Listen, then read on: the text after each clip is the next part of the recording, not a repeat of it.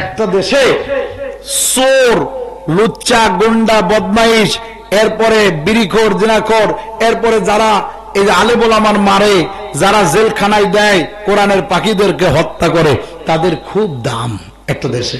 বাংলাদেশের কথা করতেছি না।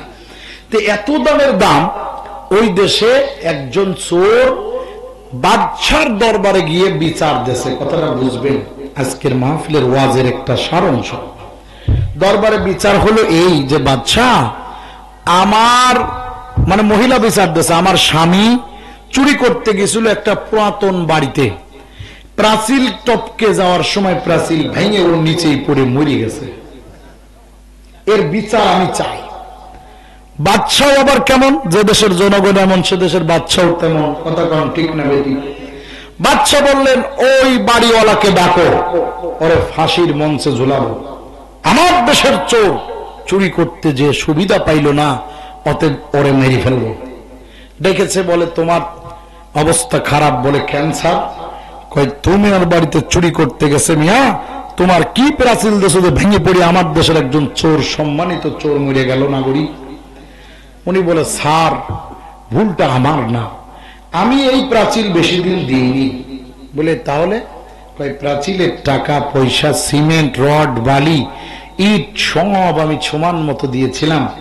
আমি যে ইঞ্জিনিয়ার নিয়েছি সেও ঠিক মতো দিয়েছে, কিন্তু দুঃখজনক হলো আমার এই প্রাচীল যেই মিস্ত্রি গাঁথুনি দিয়েছে, ওই এক বস্তা সিমেন্ট আর 4 বস্তা বালি, এই জায়গাটা ও বালি বেশি দেশে, সিমেন্ট কম দেশে, আর পানি বেশি লাগাইছে, এই জন্য ওই জায়গাটা আটা কম লাগে নাই বেশি, একটা আর একটার উপরে সামান্য খালি রেখে দিয়েছে। স্যার দোষ আমার না, আমি টাকা ঠিকই দিছি, দোষ মিস্ত্রির। ডাকো মিস্ত্রিকে, হাসি দেওয়া হবে। মিস্ত্রিকে ডাকা হলো। মিস্ত্রি দেখে বলতেছে, স্যার আমার কাজ হলো গাঁথনি দেওয়া, আমি গাঁথনি দিয়েছি, দোষ হলো জোগালদারের, ও হলো মিশাইছে, ওর সব দোষ। জোগালদার এসে কয়, স্যার আমার কাজ হলো পানি, বালি, সিমেন্ট সুন্দর করে মিশানো, স্যার আমি ঠিকই মিশাইছি।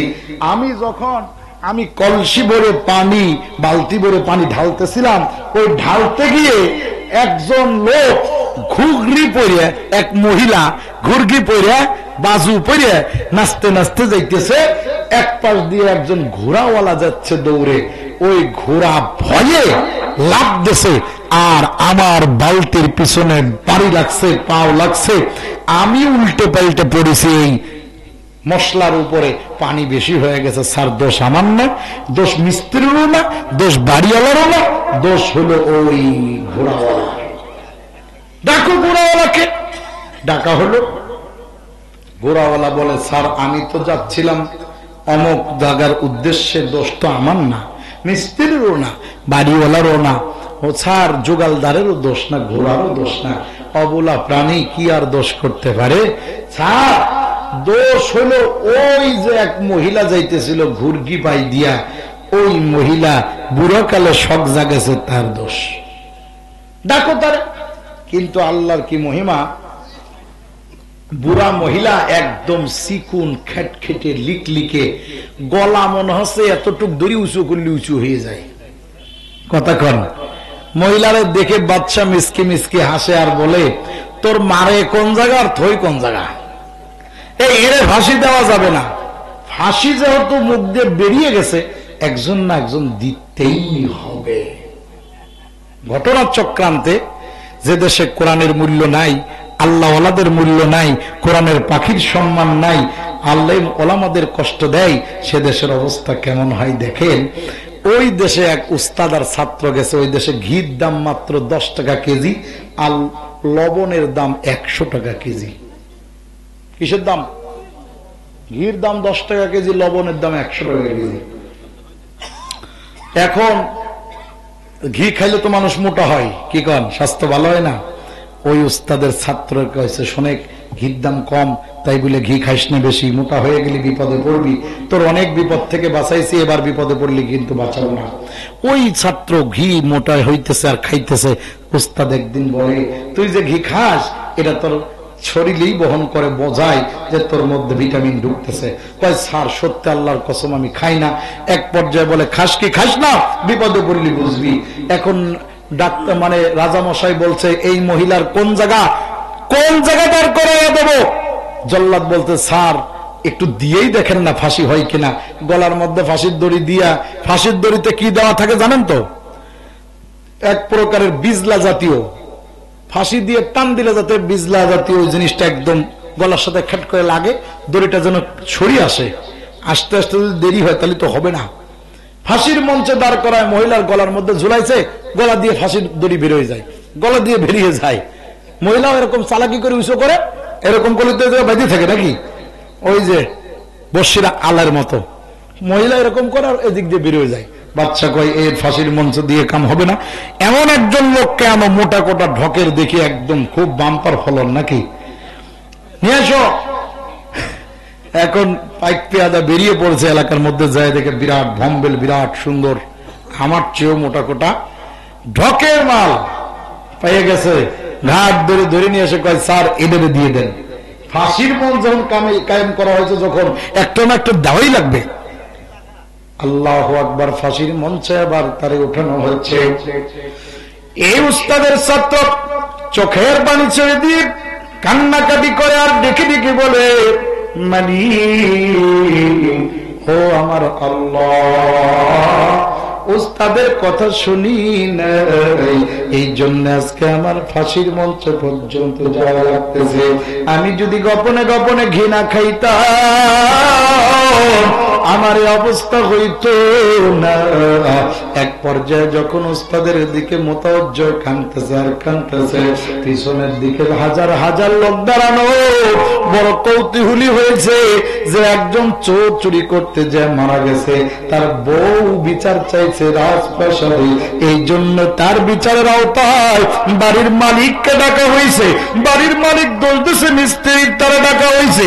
মিস্ত্রি দোষ দিয়েছে জোগালদারের, তারে ডাকা হয়েছে। জোগালদার দোষ দিয়েছে ঘোড়াওয়ালার, তারে ডাকা হয়েছে। ঘোড়াওয়ালা দোষ দিয়েছে বুড়ি বৃদ্ধা মহিলা, তারেও ডাকা হয়েছে। আর তার ফাঁসির মঞ্চে দড়িতে গলা আটকাই না বলে একজন নিরপরাধ মানুষকে ফাঁসির মঞ্চে জোড়াচ্ছে। এত রাগের রাগ ডাইনি রে, বাপের ক্ষমতা তোর উপরে আসে নাই বলে রাগ কইরা নিরপরাধ কোরআনের আলেমদেরকে ঝুলাইছে। কথা বলেন ঠিক কিনা? কথা বলেন ঠিক কিনা? ওর কথা হলো ঝুলাইতেই হবে, ফাঁসির মঞ্চে তো করেই ফেলেছি, কথা কয় না। এক পর্যায়ে আল্লাহর বান্দা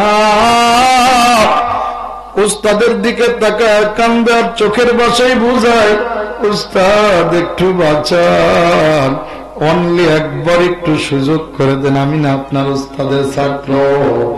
উস্তাদ তখন বলে চিন্তা করিস না, আমি দেখতেছি। একজন লোক পাশে ছিল পরিচিত, তারে বলে তুমি একটা কাজ করো। বলে কি কাজ? আমি বলবো আমি ফাঁসি নেব, তুমি বলবা তুমি ফাঁসি নাও, আর ছাত্র বলবে আমি ফাঁসি নিব, তারপরে কি হয় দেখে ছাড়বো। এবার তিনজন ছাত্রের ফাঁসি হবে।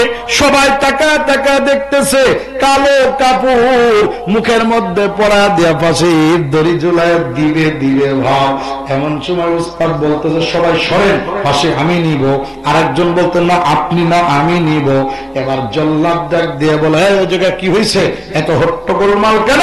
এখানে ফাঁসি হচ্ছে, নীরব ভূমিকা পালন করো, তাকায় তাকায় দেখো। বলে না না না, এর ফাঁসি দিয়ে কোনো লাভ নাই, আমারে ফাঁসি দেন। বলে কেমন করে হয়? এক পর্যায়ে ডাক দিয়ে বলে আমি গতকাল রাতে স্বপ্নে দেখলাম এই ফাঁসির মঞ্চে যেই ব্যক্তি ফাঁসি নেবে আল্লাহ তার মাফ করে দিয়া জান্নাতের উঁচু মাকামে উঠায়া দিলে। এই জন্য আমি ফাঁসি নেওয়ার জন্য পাগল পারা হয়ে গেছি। ডাক দিয়া বলে বাচ্চা কি হয়েছে জোরে বলো। সব যখন বলছে বাচ্চা বলে এই দেশের মধ্যে আমার মতো অকাম কোকাম কেউ করে নাই, অতএব জান্নাতে যাওয়ার শখ আমারও আছে। ওরে ফাঁসি ওই বালকেরও হবে না, তোমারও হবে না, সালা আমার গলায় ফাঁসি লাগা। কথা কর ঠিক না ঠিক? যে দেশে অকাম কুকামের দাম বেশি 100 সেঞ্চুরি করে মিষ্টি খাওয়ায়, কথা কোন ঠিক না ঠিক? আর সে দেশে আলেম ওলামার হকের কথা বললে তাকে মঞ্চ থেকে নামিয়ে দেওয়া হয়, কথা কোন ঠিক কিনা? মনে মনে ভাবলাম যে মনে হয় সবচেয়ে বড় বড় জালেম বিদায় হয়েছে, এখন মনে হয় কোরআনের কথা বলা যাবে। আল্লাহ অনেকেই অনেক মঞ্চ থেকে সুদের বিরুদ্ধে কথা বলার কারণে নামায় দিচ্ছে। না না ভাই, কথা বলেন ঠিক না বেঠি? ইন্টারনেটে দেখেন, আরে আল্লাহ কি করতেছে জানেন?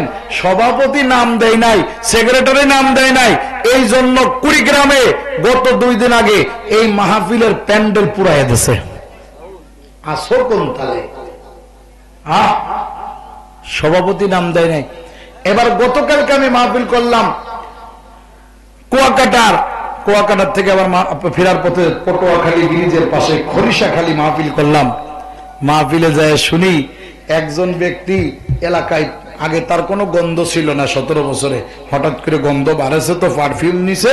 উনি এসে বলে বলতেছে, এই মাহফিলের পোস্টারে আমার নাম কই? কি কয়? পোস্টারে আমার নাম কই? একজন বলতেছে আপনার নাম তো দেখতেছি না। কয় তাহলে মাহফিল হবে না। কথা বলেন না কেন? আসো কোন তালে? একজন বলতেছে কোরআনের মাহফিলে কোরআনের আলোচনা না হয়, আগে আমার আলোচনা হবে। মানে দেখতেছি জালেম একটা যায় আর একটা বিদায় হয়, কথা কোন ঠিক না বেঠিক?